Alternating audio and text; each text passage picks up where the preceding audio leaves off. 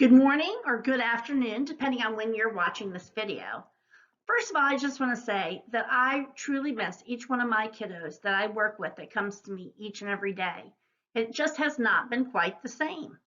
I love being able to spend that time with you and listen to all of your fun stories and learning and growing together. But I am very excited today because beginning today, not only my kiddos that normally have me, but all second graders can be a part of my small group reading lesson, which is pretty exciting to me. I think you'll have a lot of fun, so let's just get started. Well, in this book, it's a little different. We have a title, we have characters, we have a setting, but we really do not have a problem in a solution. And that doesn't happen that often, but you'll find that in this book, everything went great. But you still have a plot, which includes the B stands there for the green square, stands for beginning of the story. The M, what happens in the middle of the story, and E, what happens at the end of the story.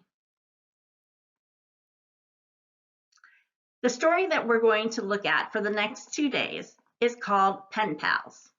The author of the book is Amy Helfer. She's the one that wrote the book.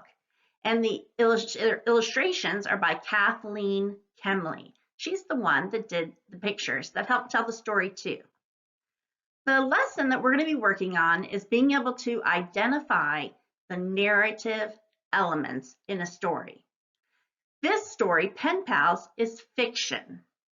Fiction, if you remember, means false, that it didn't really happen.